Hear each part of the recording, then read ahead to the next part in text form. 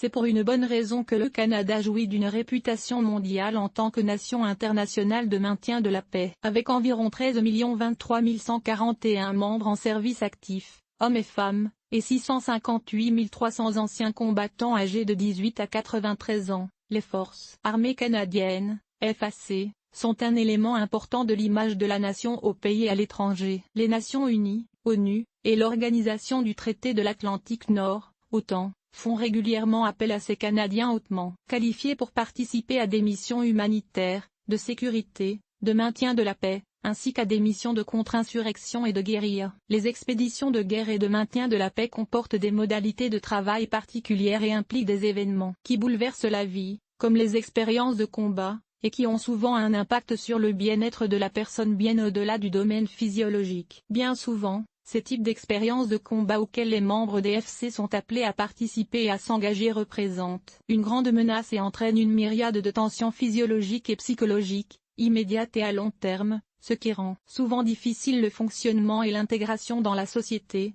famille, amis, civils, après et pendant leur service. Les événements qui se sont avérés entraîner ces effets néfastes sur la santé mentale du personnel militaire sont notamment la mort d'un camarade de service, le meurtre d'autres personnes, les bombes et les attentats à la bombe en bordure de route ou sur des mines, les défaillances du leadership, qu'elles soient légitimes ou présumées, les tiraillements et d'autres actes qui sont considérés comme un défi et une transgression des valeurs fondamentales, des croyances ou de la morale d'une personne. Les tâches et responsabilités typiques des membres des FAC comprennent des missions dans des endroits déchirés par des conflits, comme la Bosnie-Herzégovine, le Rwanda, l'Irak et l'Afghanistan, entre autres. Et dans une culture dominée par le besoin de ses membres d'être forts et intrépides, il n'est pas surprenant que les anciens combattants soient incapables de concilier leur réalité altérée. Selon Statistique Canada, un membre à temps plein sur 6 de la force régulière des forces armées canadiennes présente des symptômes relevant d'au moins un des troubles suivants: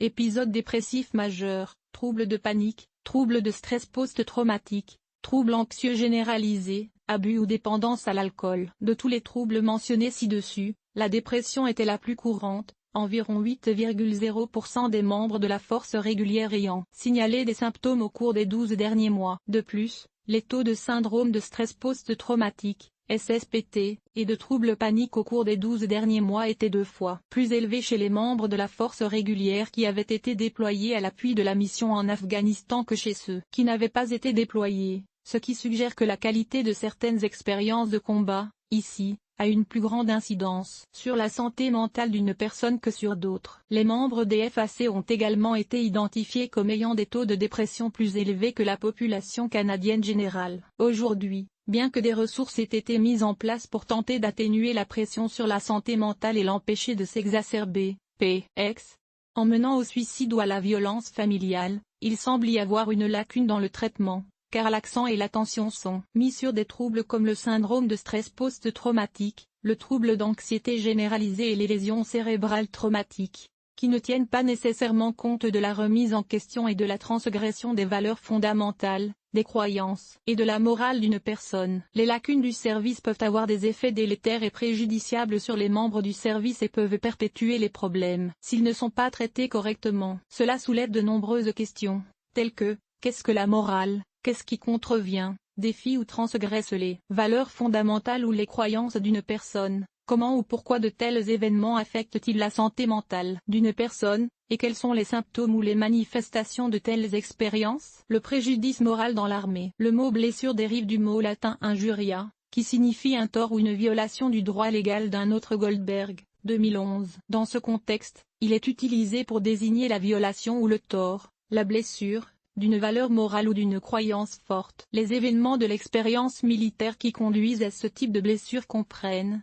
la responsabilité directe de la mort de combattants ennemis, prendre à tort la vie d'un civil, voire des femmes ou des enfants qu'ils ne peuvent pas aider, maltraiter ou blesser, voir de manière inattendue des restes et des cadavres de personnes qu'ils connaissent, autres membres du service, ou qu'ils ne connaissent pas. Ces expériences troublantes et profondes ont été décrites comme des événements potentiellement préjudiciables sur le plan moral, car elles ont le potentiel de blesser profondément les valeurs et les croyances morales de préservation et de protection du caractère sacré de la vie ou de conduite prosociale. Un examen de la recherche sur les AIPMV suggère qu'ils peuvent être directement vécus, observé ou même appris. Comme on le comprend, les AIPMV peuvent entraîner une myriade de perturbations psychologiques, émotionnelles et spirituelles et peuvent être vécues de différentes manières, dont la plupart ne sont pas prises en compte ni comprises dans le syndrome de stress post-traumatique, l'un des troubles les plus couramment associés au traumatisme lié à la guerre. Jusqu'à récemment, les cliniciens et les chercheurs se concentraient surtout sur les implications des traumatismes mettant en danger la vie des personnes, par opposition à l'impact des événements ayant des implications morales et éthiques. Sa reconnaissance accrue dans le cadre militaire a été décrite pour la première fois par le psychiatre et chercheur Jonathan Chait,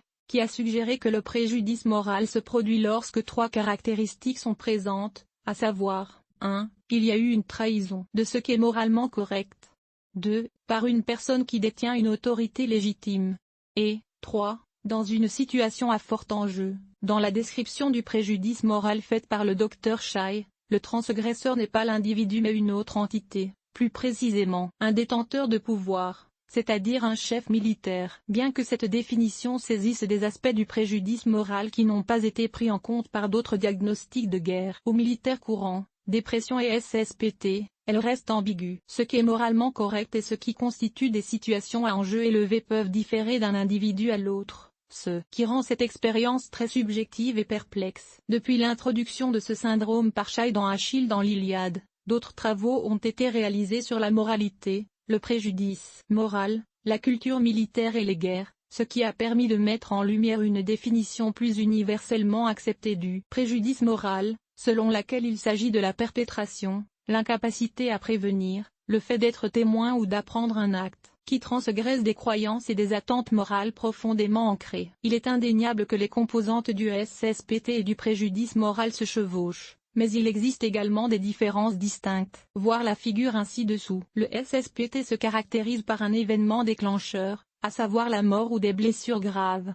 réelles ou menacées. Par exemple, le SSPT se caractérise par la peur, un réflexe de sursaut, une perte de mémoire, blocage, et des flashbacks. En revanche, comme nous l'avons déjà mentionné, le préjudice moral implique un acte que l'on croit avoir violé une valeur morale profondément ancrée. Le rôle de l'individu au moment de l'événement est également un facteur, à savoir si l'individu a joué un rôle actif en tant qu'auteur ou victime. Les symptômes typiques du SSPT et du préjudice moral comprennent, entre autres, la colère, la dépression, l'anxiété, l'insomnie, les cauchemars et l'automédication par l'alcool ou les drogues. La distinction est apparente, le SSPT étant un événement singulier basé sur la peur et le préjudice moral étant plus comparable à la participation à un ensemble d'événements de combat moralement ambigus. La littérature suggère que, bien que le préjudice moral présente des caractéristiques similaires au SSPT, comme le montre la figure ci-dessus, il est toujours proposé comme un syndrome distinct. En effet,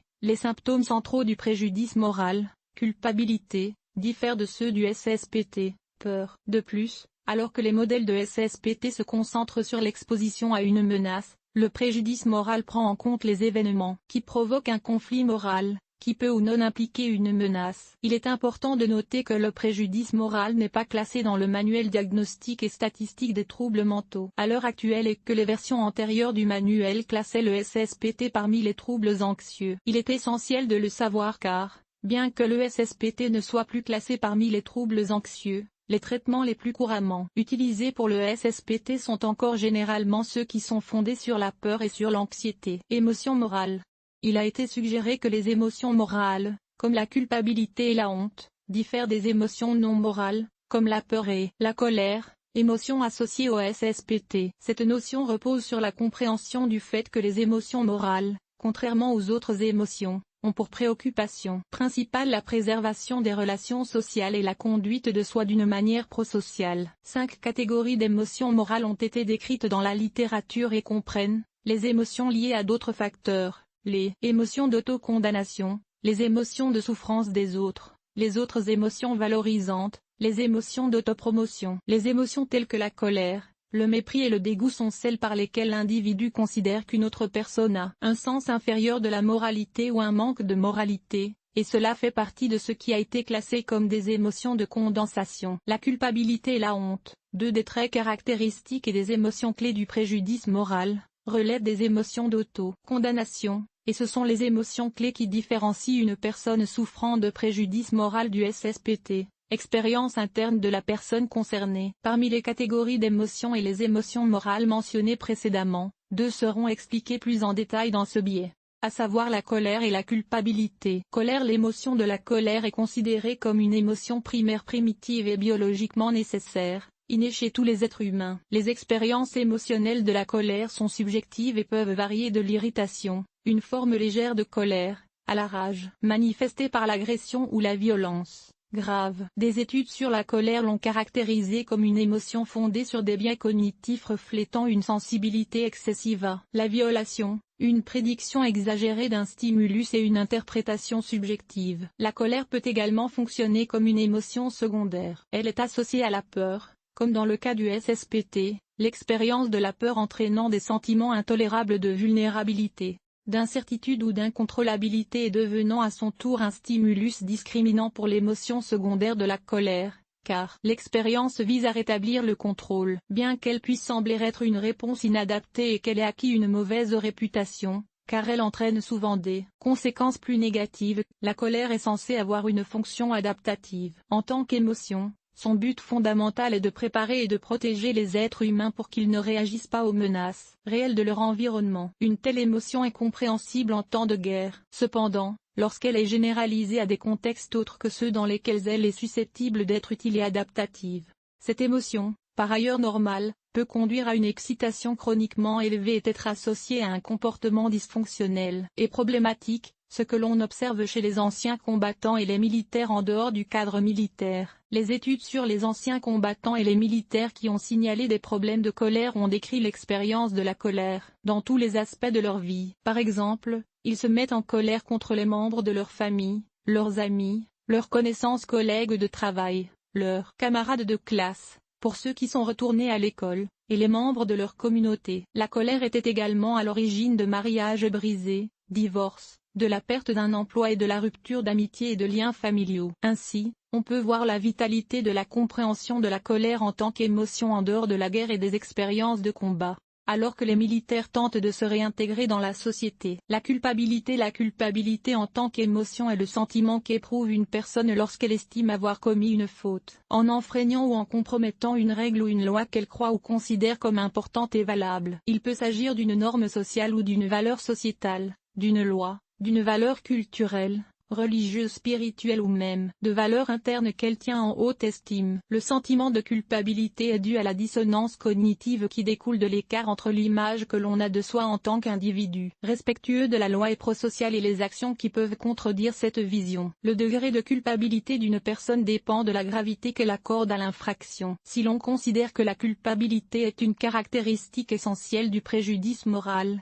qui consiste en une transgression de croyances et d'attentes morales profondément ancrées, on comprend l'importance de cette émotion et on comprend mieux comment les expériences de combat influencent et conduisent à la manifestation d'une émotion aussi forte et potentiellement autodestructrice qui peut conduire à des sentiments d'indignité et au besoin de s'aliéner, voire à des idées suicidaires. Expériences blessantes sur le plan moral. Les expériences de blessures morales sont des situations très stimulantes qui sont non seulement ambiguës, mais qui se produisent souvent spontanément dans le contexte militaire, suscitant des émotions primitives immédiates, telles que la peur et la colère, ainsi que la culpabilité et la honte, lorsque l'on est confronté à un événement potentiellement blessant sur le plan moral. Les effets de ces expériences de combat ont sans aucun doute un impact dommageable sur les membres du service, car ils sont exposés à des situations plutôt inhabituelles sur le plan moral, émotionnel, psychologique et physique. Des études antérieures sur les expériences blessantes sur le plan moral, pendant et après le combat,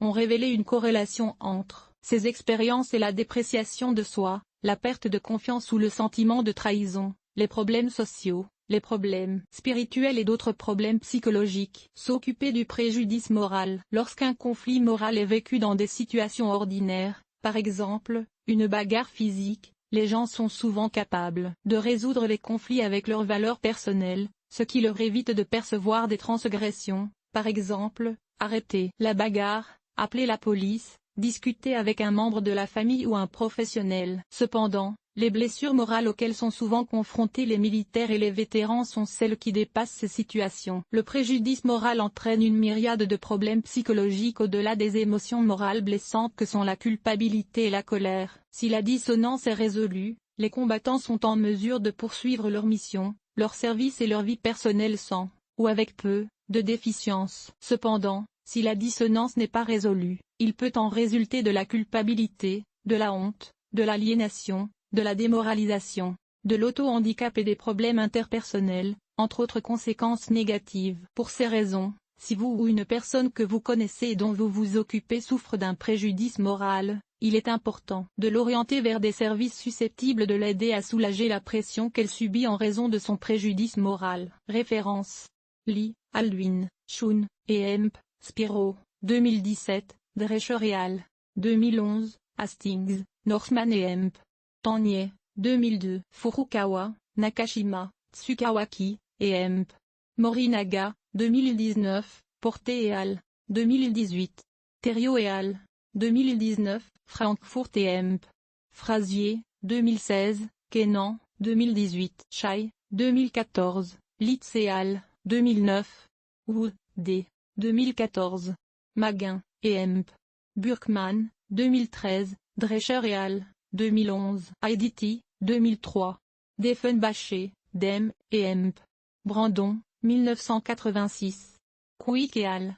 2018. Kemper, 1987. Porté et al. 2018. Furukawa, Nakashima, Tsukawaki, et Hemp. Morinaga, 2019. Maletti, 2016. Hastings, Northman et Hemp. Tanier, 2002. Drescher et al. 2011.